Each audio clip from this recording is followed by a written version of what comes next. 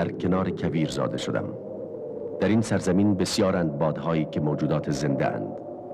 بعضی آواره اند، بعضی ساکنند، دل سختند، دل نازکند، شوخند، عبوسند. بعضی بادها دست آموزند، بعضی وحشی. آدمیزاد آنها را خوب میشناسد و به نام میخواند. نام من باد صباست.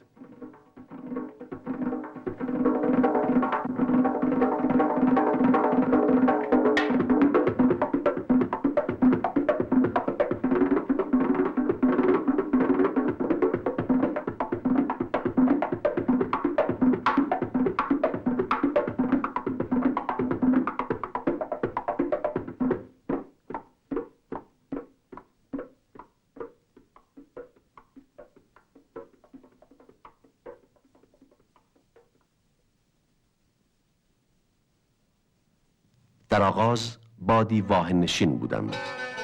گلگشت می زدم در جاهایی که پدرانم زده بودند. با پریشان کردن نخلها خود را خنک می کردم و خرمای رسیده را می تکاندم.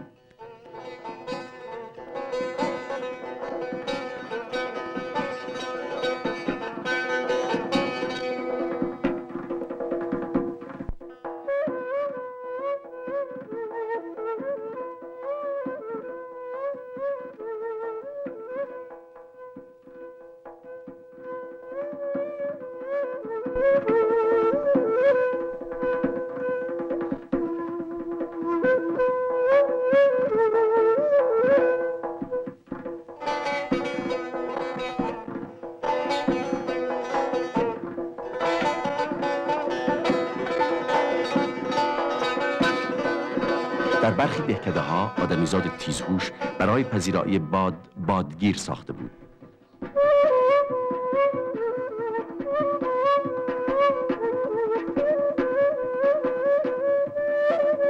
من چون به یکی می رسیدم به درونش می شتافتم، خانه را خنک می کردم و باز می گشتم. گرانبار از رازهای خانگیان، شادیها و غمهاشان را از ته دل حس می کردم.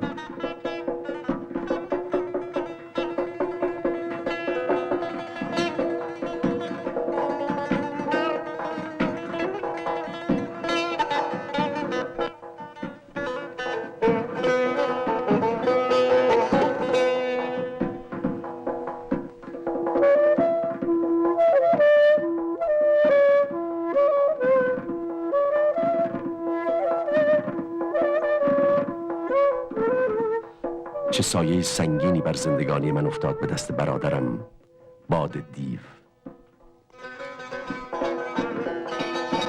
برادر از من خیلی قوی تر بود و مرا میچزاند. مدام میگفت بدبخت، باد محلی، نسیم بی‌نفس، جریان هوا. میدانستم که میلی به جنگ ندارم و از این بیمیلی شرمسار بودم. باد دیو اگر نبود من خوشبخت بودم، اما افسوس که بود. روزی بادهایی که ابر میراندند از واحه ما گذشتند. برای من از سفرها و ماجراهاشان قصه ها گفتند و گذاشتند که به آنها بپیوندم. دلم میخواست بدانم که پشت کوهها چیست. حاضر بودم تا آخر دنیا بروم تا از شر زخم زبانهای باد دیو خلاص شوم.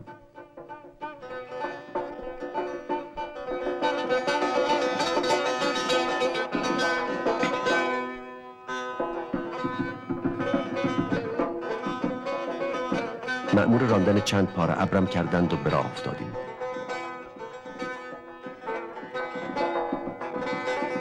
اما ای کاش به رموز حرفه آشنا بودم. ابرها به 100 طرف می گریختند، پخش می شدند، محو می شدند. عاقبت کار ناشیگریم به جایی کشید که ابرهایم گل کوه گیر کردند و آبشان را بر خاک بی حاصل صحرا ریختند.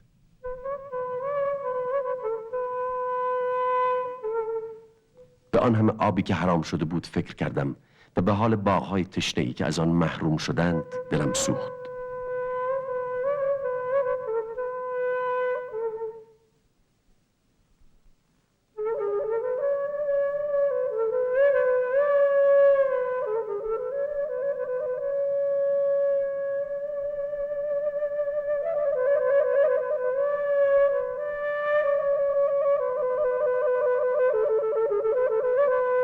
بادهای دیگر به راه خود رفتند و من نمیدانستم که آیا همان خنگ ساده لو هم که باد دیو همیشه میگفت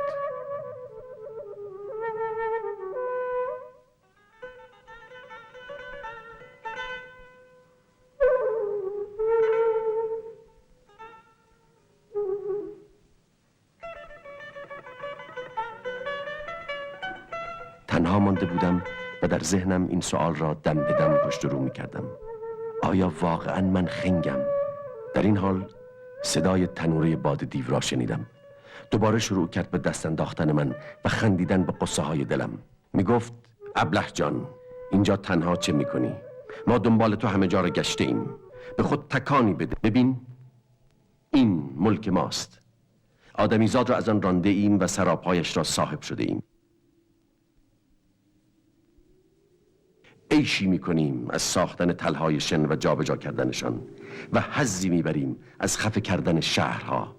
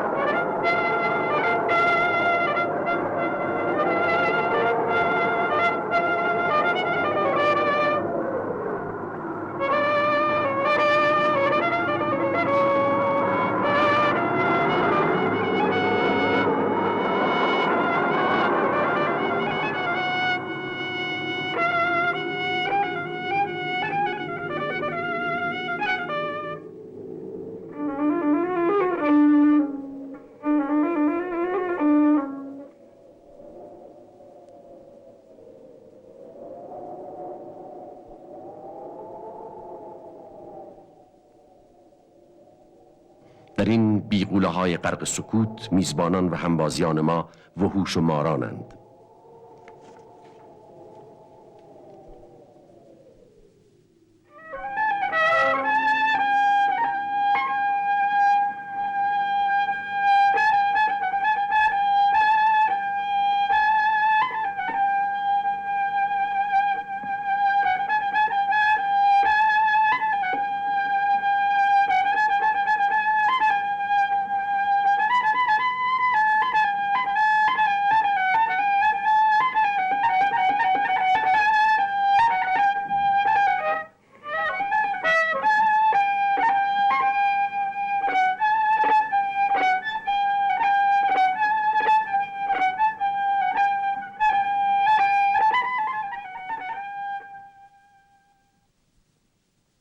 ببین این برج را.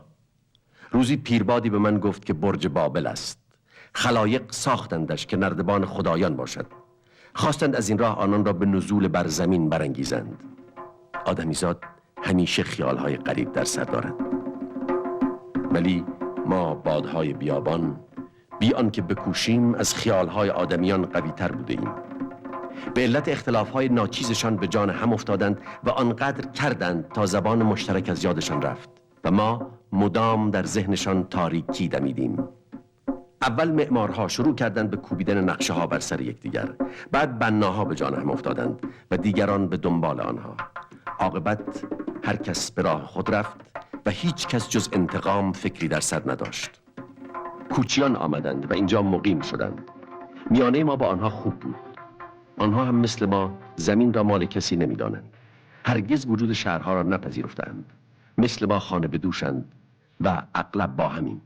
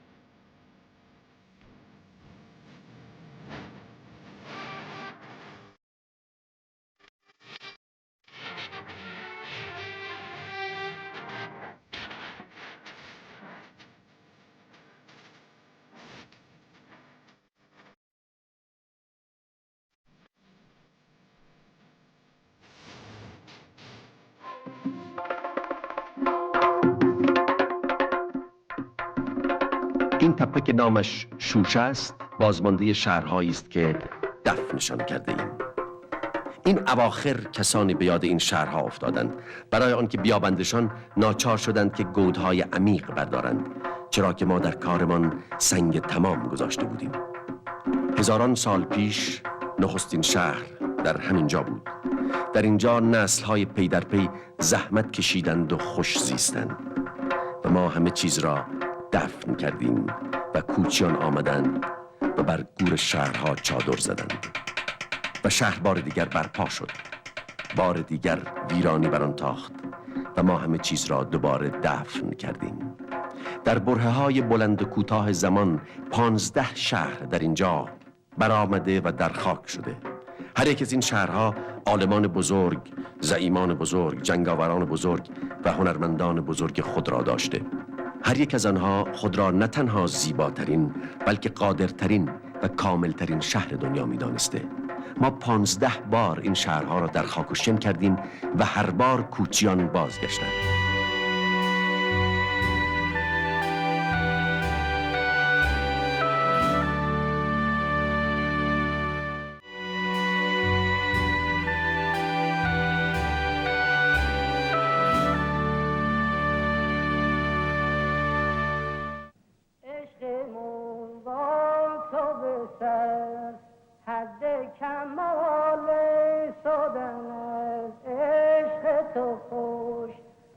سر به باز سفر پر خطر و دیر و دراز گل عزیز دل و می گل تش عشق تو به قلب به ما سوزه هم سوزه دل و می هم دل فروزه گل عزیز دل و می گل عشقمون با تو به سر حد کمال سادن از عشق تو خوش طرز وصال گل عزیز دل و می گل عشق تو وای به قلب مور چی پادشاهی که بیایه بنلی خونه گدایی گل عزیز دل و می گل تا تو رحمی بکنی مودی حلال کن تو پشیمون اگویی که ما به خاکان گل عزیز دل و می گل خم و گل برستین گرو خم گل بارم لو گل به خنده بید موجان سپردم گل عزیز دل و می گل یه گل سر خوبی ای خام بچینم ای خدا که باغ بود نه گل نبینم گل و میار گل و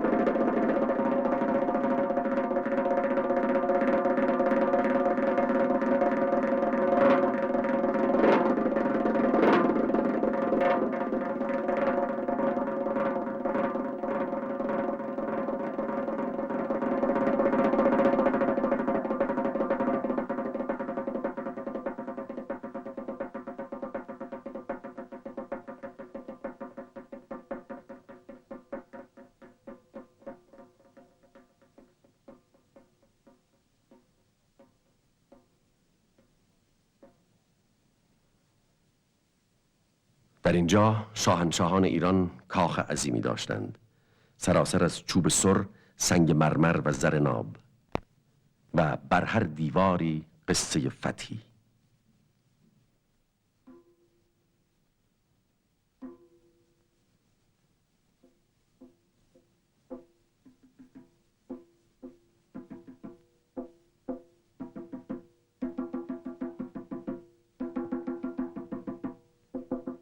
شهر بزرگی کاخ را در میان داشت.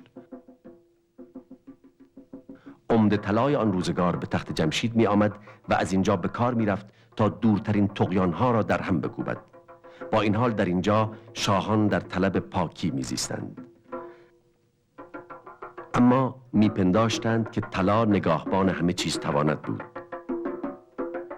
و همین پندار بود که راه فتح را بر مقدونیان گشود. مقدونیان با پاکی کاری نداشتند، اما عیاشان قهاری بودند. و از اینجا بود که شبی اسکندر از سفره شام برخاست و بر این شکوه آتش زد.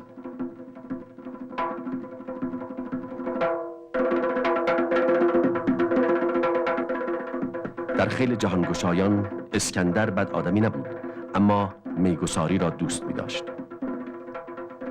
میگویند تخت جمشید را برای خوشایند یونانیان به آتش کشید، اما این قصه به درد تاریخ نویسان می‌خورد. در واقع مسئول همه چیز ما بودیم. آتش در اصل یک تفنن آخر شب بود، ولی ما چنان سخت دمیدیم که تا چیزی برای سوختن بود شعله‌ها خاموش نشد. قررش آنها چنان بود که نعره‌های خلایق انبوه گذرها و کوچه ها را در خود غرق می‌کرد. از قرنیس‌های شعله‌ور زر ناب می‌چکید. ملازمان سرخوش اسکندر آنچنان قهقه می‌زدند که اشک از چشمانشان جاری بود. فتوحات جنگجویان فقط نظم کارهای روزانه را برهم می‌زد و باعث وحشت خانم‌ها می‌شد. خاصیت دیگری نداشت. کار اصلی بر عهده ما بود و الحق سخت می‌دمیدیم.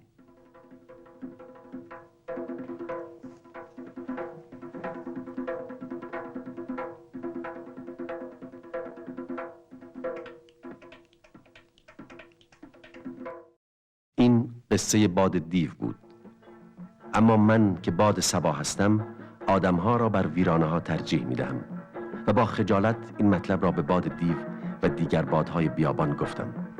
مرا ساده لوح نامیدند و از پی کار خود رفتند.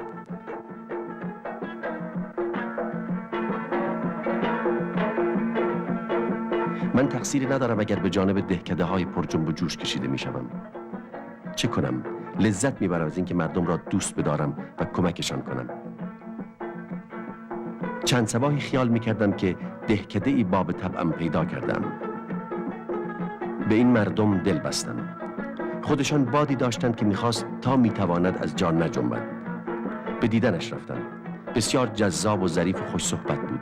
وانمود کردم که باد کهنه‌کار و شخصیت مهمی هستم.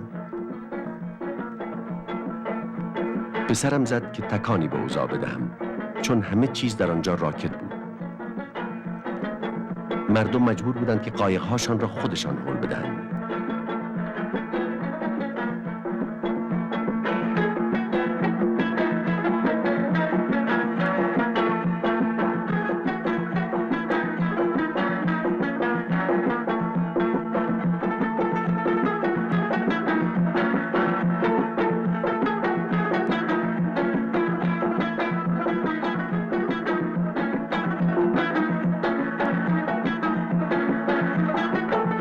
تصمیم داشتم که وضع را عوض کنم. میزبانم صفیر زد که نکن. هیچ کس از این کار ممنون نخواهد شد. اینجا مردم اسیر عاداتند و عوض کردن عادات کار پردردسری است. تو به هیچ وجه نباید بوزی یا لااقل بیش از آن مقداری که دقیقاً لازم است نفس حرام کنی، چون خوراک در گلوی گاومیش‌ها گیر می‌کند و بعید نیست که مشکلات لاینحل به بار بیاید.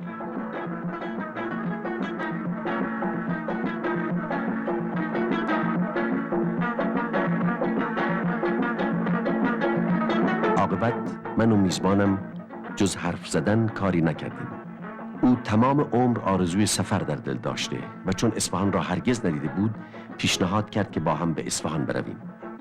دل من به همان آسانی که میسوزد فراموش میکند. علیرغم همه احساسات رقیقم به راه افتادیم و رفتیم و اهالی ده را بی باد گذاشتیم. نزدیکی های اصفهان جوانی که بیشک در اندیشه خوبرویی بود این پیغام را به من سپرد: ای باد مشکبیز، همچون امواج زاینده رود تکبیر مرا به اصفهان برسان، شهری که در آن باغها و آثار دست هنرمندان در هم آمیخته‌اند و دیاری که نسیم جانفزای بهشت نغمه های دلاویز بر آن می پاشد. این پیغام علو شاعرانه نبود. در حیرت بودم که شهری چنین بزرگ چگونه لطف واهوارش را همچنان حفظ کرده. عظمت و جلوه این شهر چنان است که حتی خاطرات غمبارش غباری بر نور و هوایش نمی نشاند.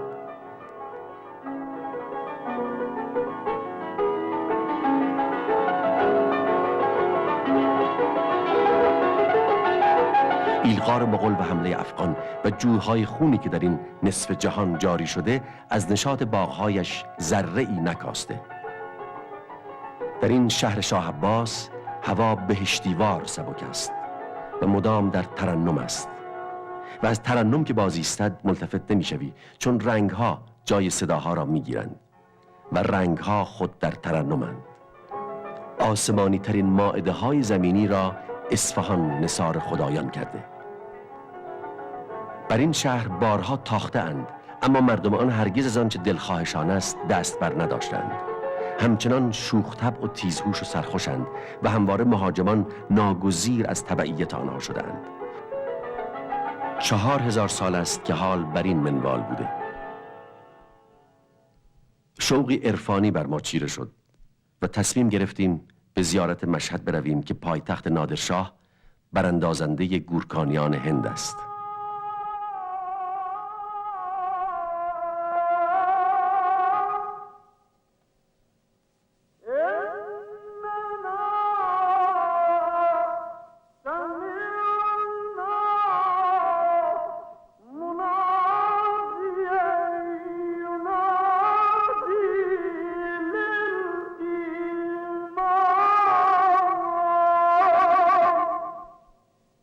باد زاهد در مشهد عموی من است. روزانه دور حرم مجلس میگوید و در دل زوار شوق عبادت میدمد.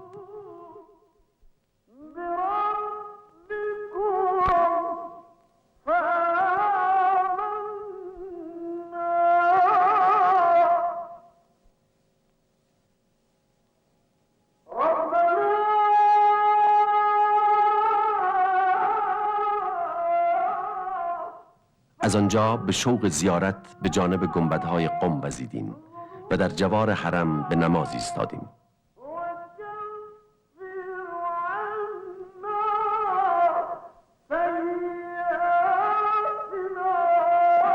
اما سرانجام دوستم در میان زوار گم شد. اوج گرفتم که شاید از بالا چشمم بر او بیفتد، اما باد دیگری را دیدم که دور حرم میتوفید و نیشخند پرتمسخری بر لب داشت. این باد سرخ یا باد کافر بود. صیحه زد که تو این بناها را برده‌وار تحسین میکنی و غافلی ای طفلک که بادها نیز بناها ساختند. مرا کشید و برد به دیدن قلعه ها و کاخها و شهرهایی که خود ساخته بود. دیاری که تنها به بادها تعلق داشت و در آن خوشا که دیاری نبود.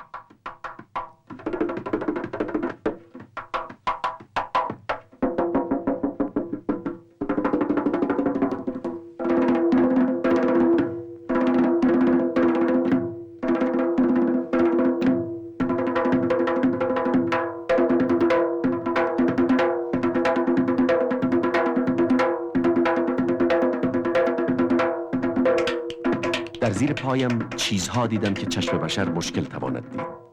از خلوت وحوش صحنه ها بر من عیان شد.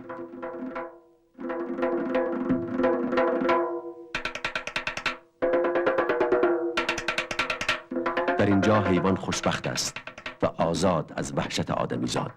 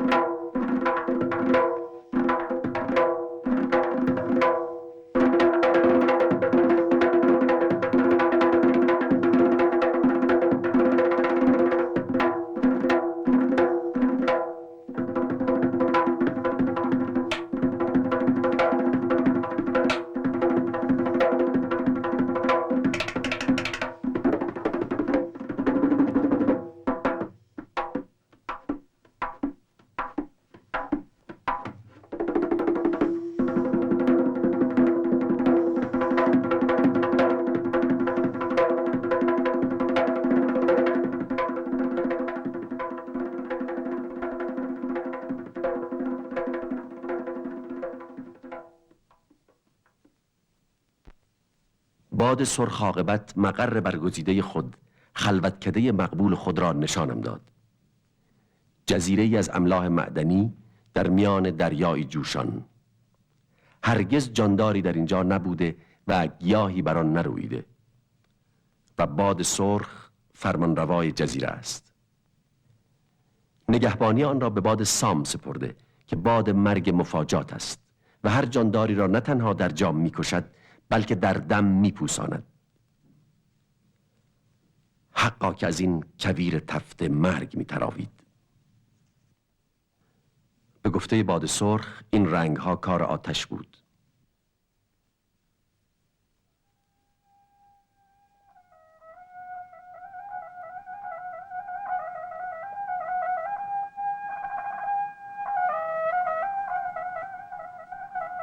آتش در سراسر این سرزمین همیشه تابیده و از دیرباز ایرانیان آن را ستوده اند و برخی هنوز هم می ستایند در این آرزو که همچون آتش پاک و روشن باشند.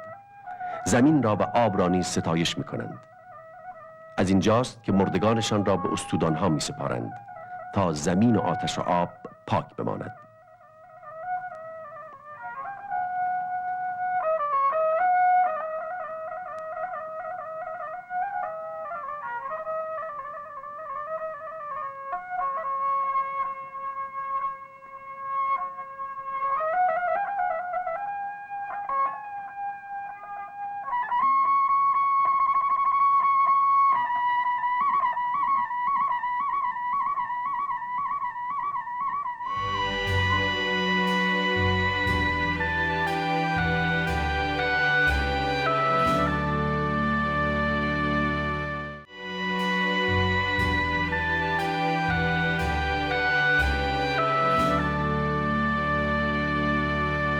میل شدیدی داشتم که از ملک آتش به خطه آب سفر کنم.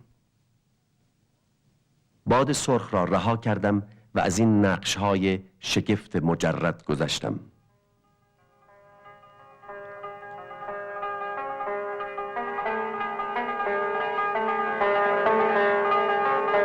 رسیدم به دریا و گرداب‌هایش و چین و شکن‌هایش.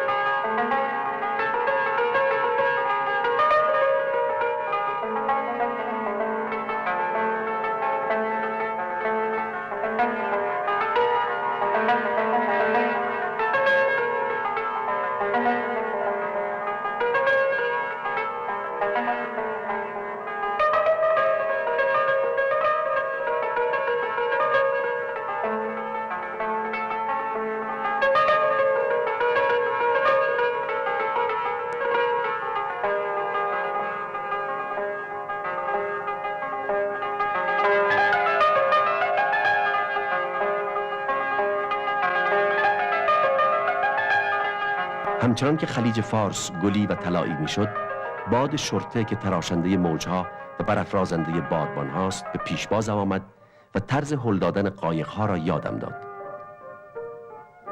می گفت ببین آسان است، فقط باید بدمی.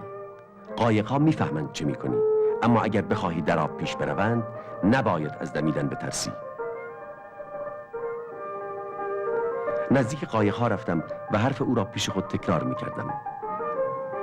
طبق معمول وحشت داشتم که نفسم یاری نکند. با همه ناشیگریم باد شرطه اصرار کرد که پیشش بمانم.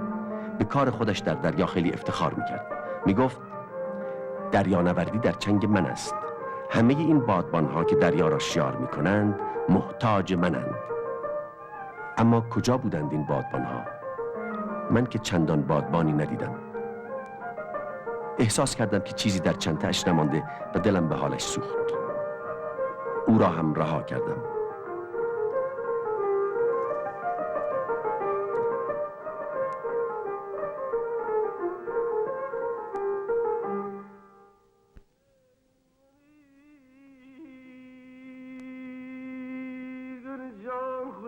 گیجو مردی زری الالی سر بشوردی مرجان ده گرده بالی جان اخ جان دلبری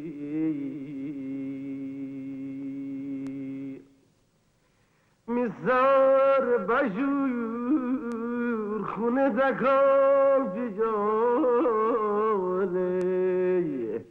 مخونه بخار مخون تر حلالی اخ جان دلبری.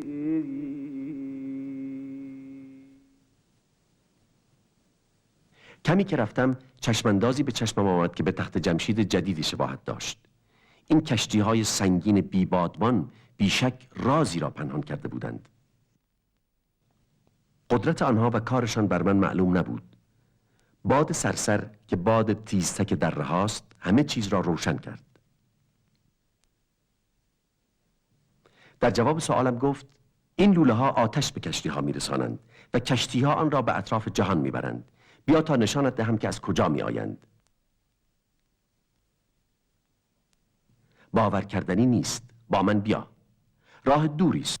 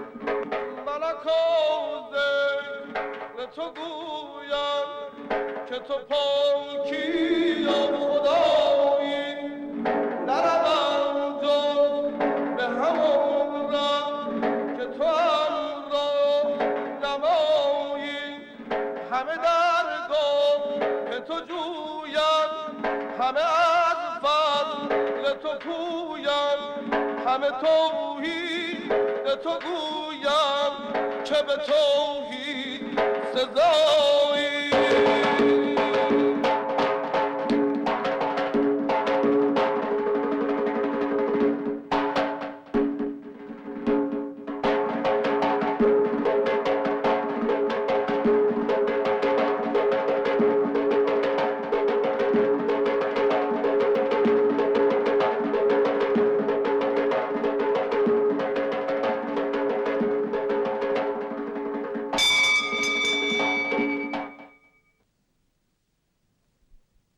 آدمیزاد از این راه آتشی را که زمانی میپرستید رام کرده، اما به کار گرفتن خدایان همیشه مشکلاتی به همراه دارد. حرف باد سرسر منقلبم کرد. گویی در آن رازی موهش نهفته بود که بقای زمین به آن بستگی داشت.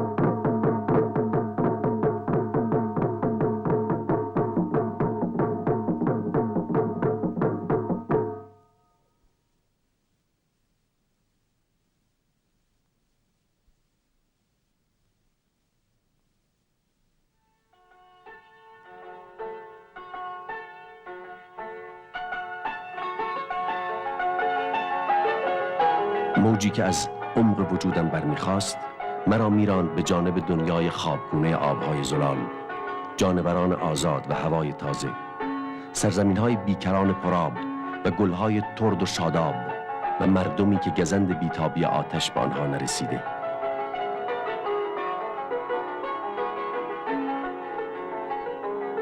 این رؤیا مرا به شمال برد.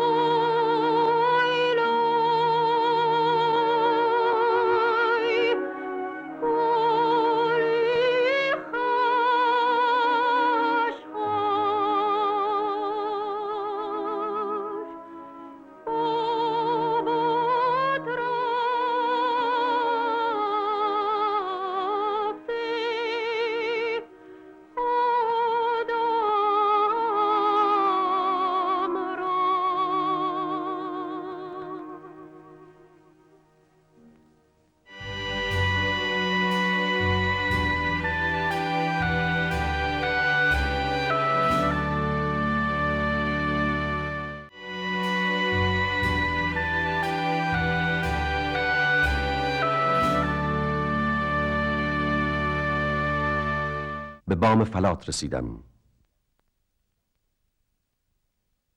به دماوند که مرواریدی 6000 متری است. به چشم بادهای کوهستان این قله خوابگاه است، اتاق نشیمن است، تفریحگاه است، استراحتگاه است، ییلاق است. در اینجا پیش از آن که به جانب تهران سرازیر شوند نفس تازه می کنند.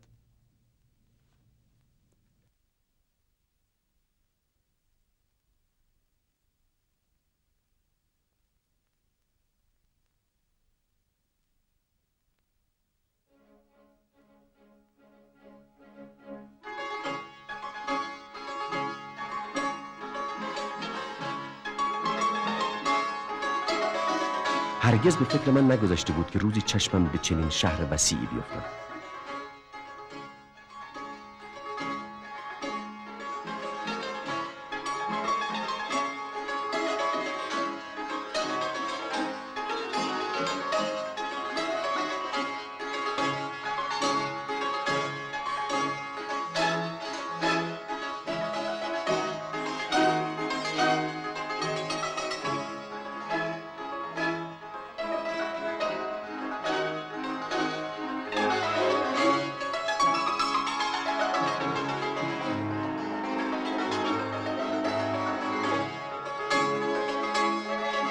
بارها دریافتم که ما بادها در حال وزیدن بر مناطق مسکون از اهمیت آنچه در آنها گذشته و می‌گذرد آگاه می‌شویم. نمی‌دانم این اشراق از کجاست، اما خوب می‌شناسمش.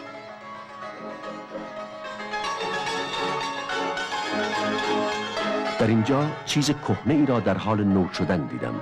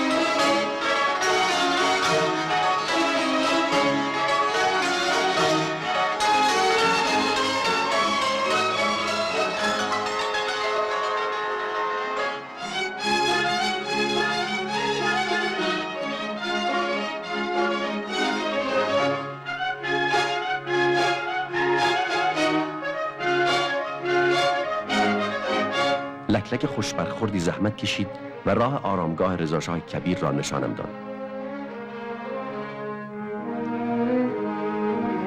این پادشاه سواری سترگ بود با خشمی گران. گوهر داریوش و شاه عباس در او بود و سرنوشت این سرزمین را دگرگون کرد.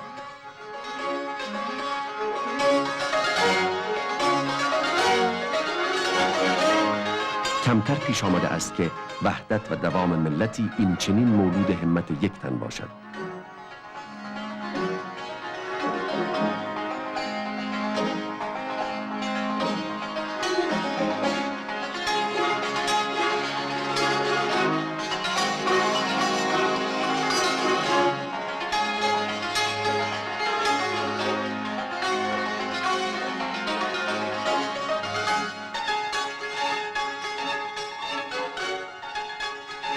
از آنجا چشمم افتاد به یک کاخ سلطنتی و از پنجره‌ای به درون وزیدم.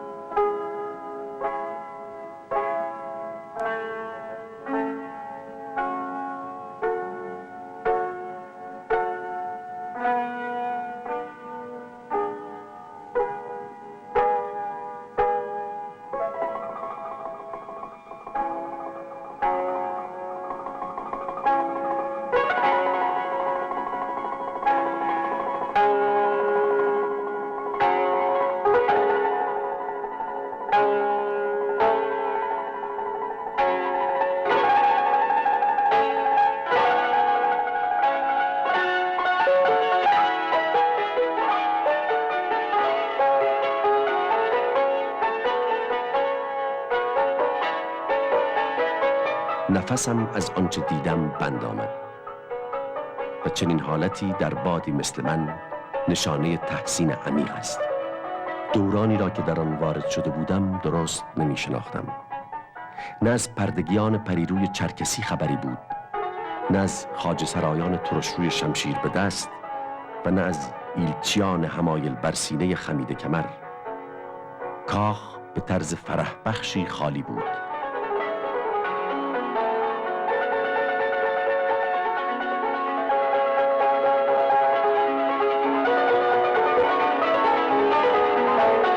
اما صاحبان کاخ را از چهره‌های مهربان و آرامشان میشد شناخت.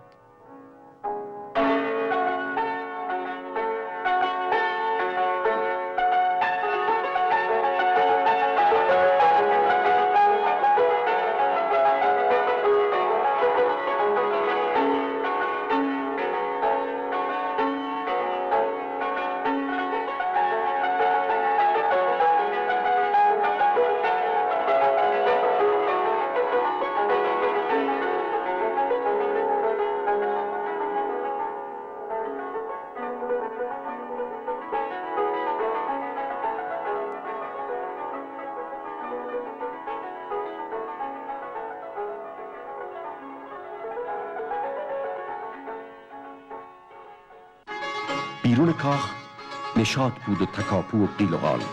ساعتها وزیدم و گشتم. در آن حال سیلان این همه سرنوشت در هم ریخته مرا به خود میکشید و آزار میداد.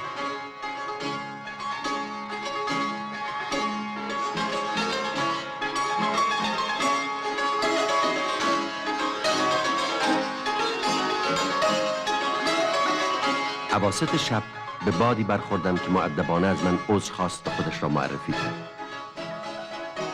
باد بازار بود، مهربان بود، به نظر خسته می آمد. چند نکته فلسفی رد و بدل کردیم و من از لذت پرذلتی که مجاورت این هم مردم به من بخشیده بود با خبرش کردم. گفتم که تا آن روز هر جا که بودم آدمها پخش بودند و این پخش بودن چه دلنشین بود. در جوابم گفت خیلی خوب حرف شما رو میفهمم.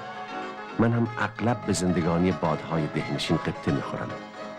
خود من در ده بزرگ شدم و بارها فکر برگشتن کردم، اما روزی میرسد که میفهمی شهر مستت کرده. از آن در این حال راضی و ناراضی هستی. بعد متوجه میشوی که دیگر نمیتوانی ترکش کنی. من از صبح تا شب از بس درباره بازگشت به طبیعت حرف میزنم حوصله دوستانم را سر بردم. اما بین خودمان باشد، من هیچ وقت تهران را ترک نخواهم کرد. خودم این را خوب میدانم. ولی شما که هوس طبیعت کرده اید، بروید به شمال و سری هم به ولایت ما بزنید. آن طرف البرز کنار دریاست. برای عبور از کوهها بهترین کار این است که دنبال قطار را بگیرید. با دوست موافقم وداع کردم. روز بعد قطار را یافتم و کوشیدم که دنبالش کنم.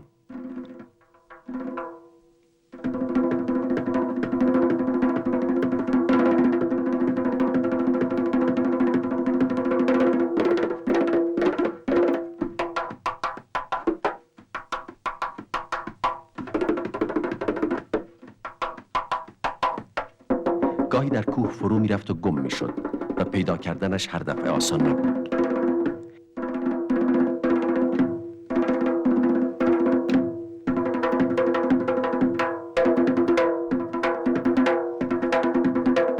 یک بار ردش را به کلی گم کردم.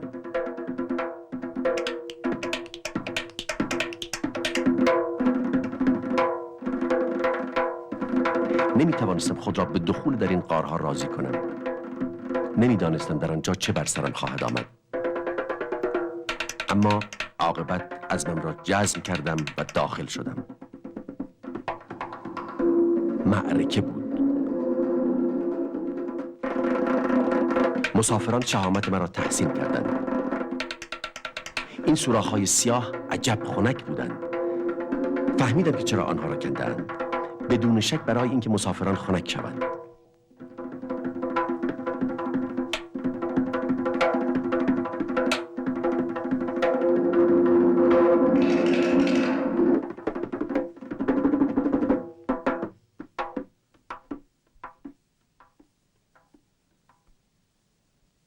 باد بازار درست گفته بود. من خیلی جاها رفتم، با این حال انتظار چنین جایی را نداشتم. اینجا سرزمین رؤیای من بود.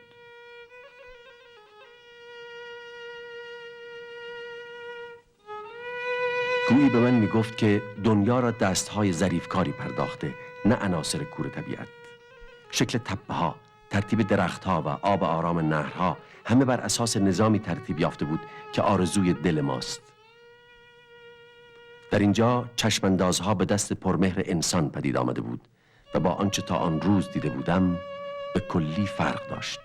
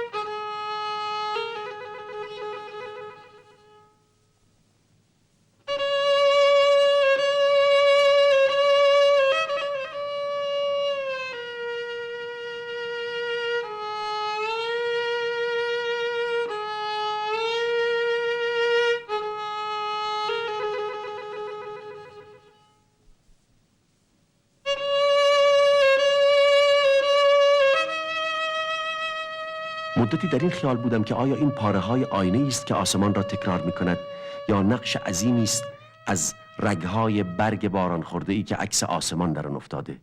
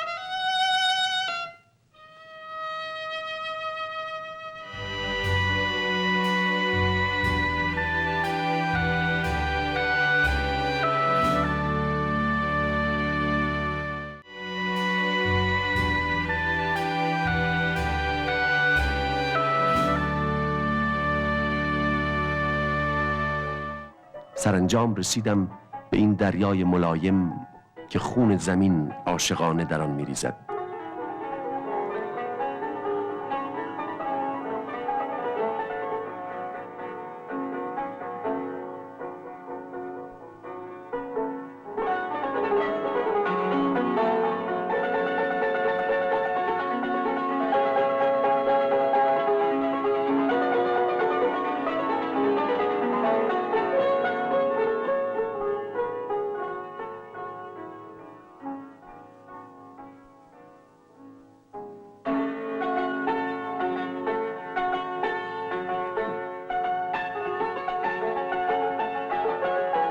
اگر از برای آدمیزاد بهشتی هست، کرانه های خضر جلوه‌ای از آن بهشت است.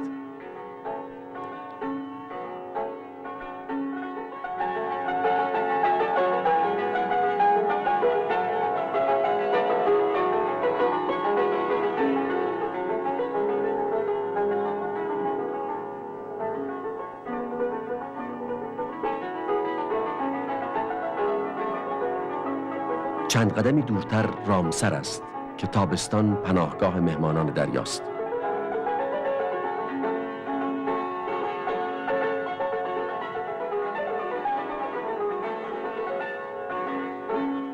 در آن حال که به سوی آسیای میانه پر می‌کشیدم، آتش را یکسره از یاد بردم و در دشتی با گوسفندان درآمیختم. اگر عاقل بودم در این دشت دلگشا مقیم می‌شدم و برای همیشه از یاد برادرم باد دیو و رفتار موهن او میرستم. اما کنجکاوی نگذاشت و کنجکاوی با منطقی که خود دارد ما را از راهی که منطقی به نظر میرسد منحرف میکند. با این حال درست بعد از چنین انحرافی بود که من بهشت شخصی خود را یافتم.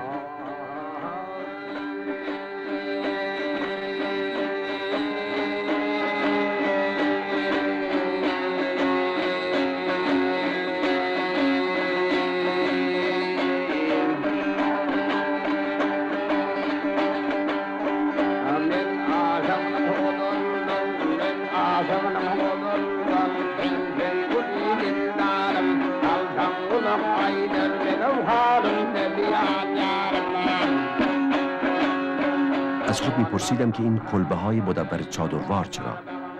به یاد آوردم که از ترکمنها چیزهایی میدانم. تا نیم قرن پیش عملاً بر پشت اسب میزیستند و گاه تا قلب کشور میتاختند و به میل خود در مغاکها و خلنگزارها ناپدید میشدند.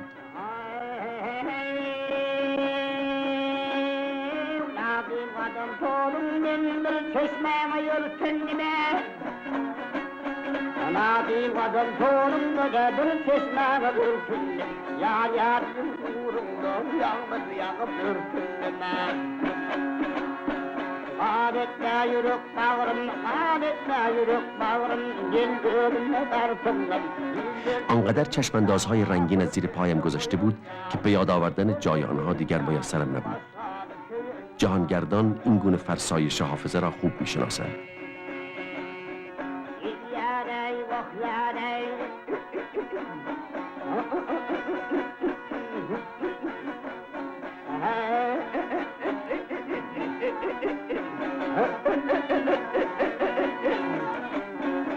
اما یک روز چیز عجیبی دیدم که محال است آن را از یاد ببرم. چیزی شبیه به یک اژدهای بی آزار که بر تپه‌ای پهن شده بود.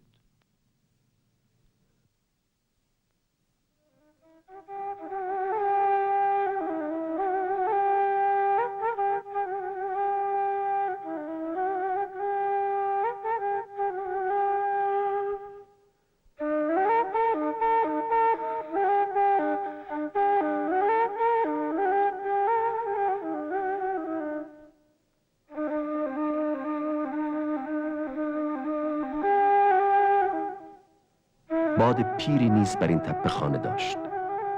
این باد خبره خشک کردن قالی بود. گله داشت که از بس فرش خیس خشک کردم از نفس افتادم. کارم زیاد است، بیش از حد تحت فشارم. اما در واقع دردش تنبلی بود و من در برخورد اول ملتفت این مطلب نشدم. باد پیر از کمروییم استفاده کرد و به کارم گرفت.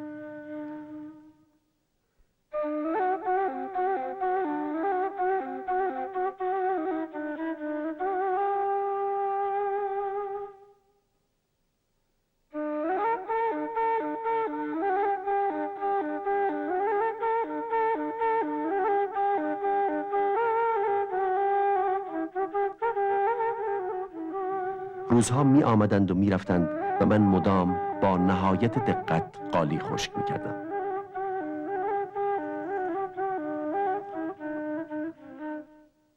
یک روز همچنان که سرگرم کارم بودم، بارها و بی آنکه اقدام خاصی کرده باشم دیدم که بعضی از قالی‌ها به طرز عجیبی پرپر میزنند. بعد قالی‌ها مثل اشباح خودشان را به این طرف و آن طرف پرتاب کردند.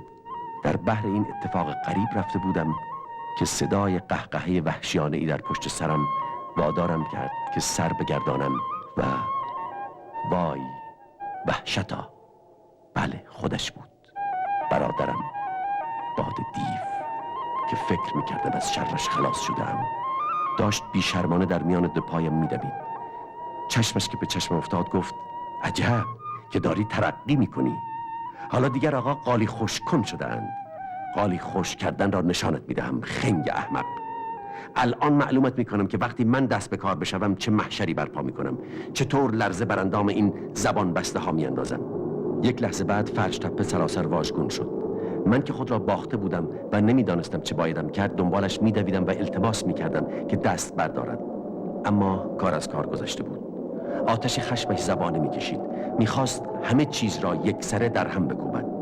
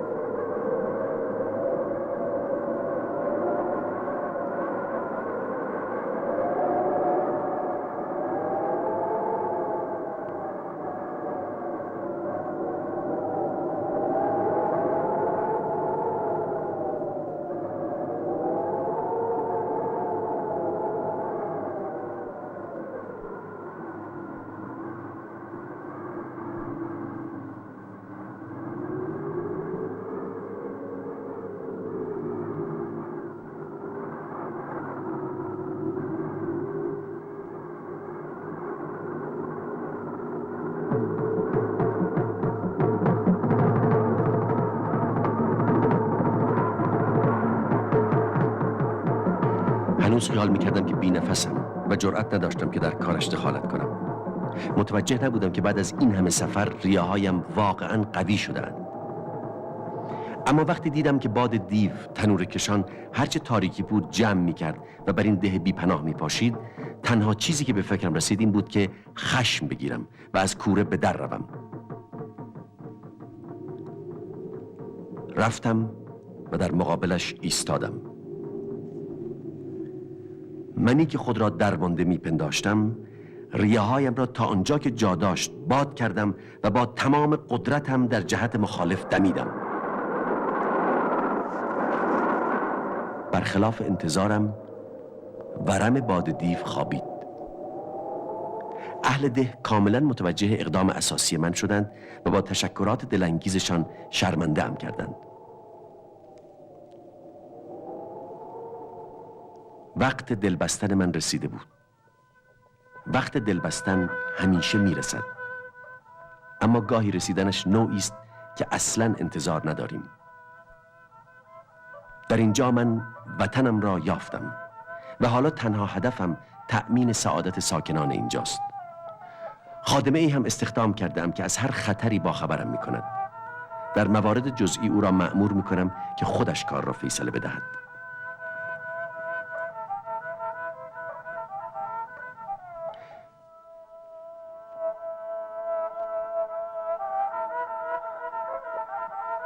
یک روز شتابان آمد که مرا از وضع عروسی که در خطر بود باخبر کند.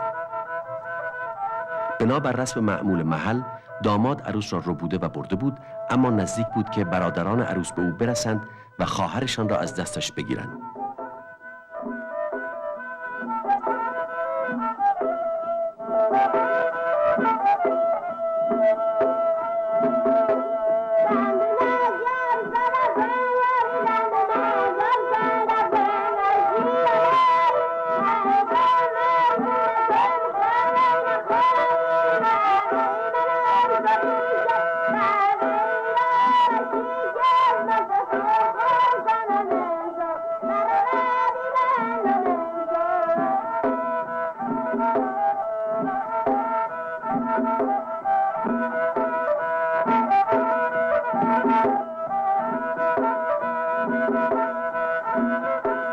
به هر طریقی بود نگذاشتم که برادران به او برسند.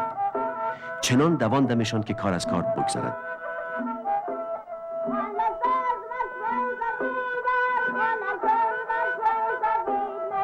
و دلدادگان فراری به خوبی و خوشی با هم زندگی کردند و خدا به آنها چندین بچه داد. در این مدت من هم پخته شدم. حالا دیگر عطر و موسیقی محضم شده‌ام، باد صبا، باد عاشقان. هرگاه جنبش نرمی در میان درختان دیدید، بدانید که دست باد صبا در کار است. میوزد تا در گلها و تنها و جانها نشاط زندگی بدمد.